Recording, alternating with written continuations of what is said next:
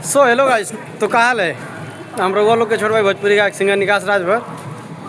तो भाई लोग आप देख सकते हैं कि हमने के रेलवे स्टेशन बन जा जे कि आज हमने के गाना के एल्बम मतलब 2-3 गो गाना के रिकॉर्डिंग भइल ह, जे कि हम और ई सोनू जी मिल के गईली है जा।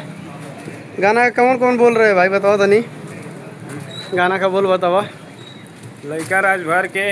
हाँ, और दूसरा गाना एक दूसरा है लड़का भगुआ शहर के। और तीसरा गाना है देवर चला बोलबम। देवर चला बोलबो।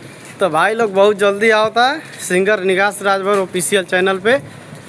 तो जाए जा अपने के चैनल सब्सक्राइब कर जा, चैनल हम डाल देता नहीं अभी, और चैनल के जाके सब्सक्राइब करी जाए। और आपके नज़ारा इधर पीछे के देखा फिर रेलवे स्टेशन, और इधर हाईवे, इस साइड हाईवे है, ये भिलाड़ रेलवे स्टेशन है। जे कि आप लोग के बीच में मतलब बहुत दिन हो गया हमारे ब्लॉग, तो एक वजह से सोचली कि ब्लॉग डाल दी एगो बना के, और आप लोग के भी बताओ जरूरी रहे।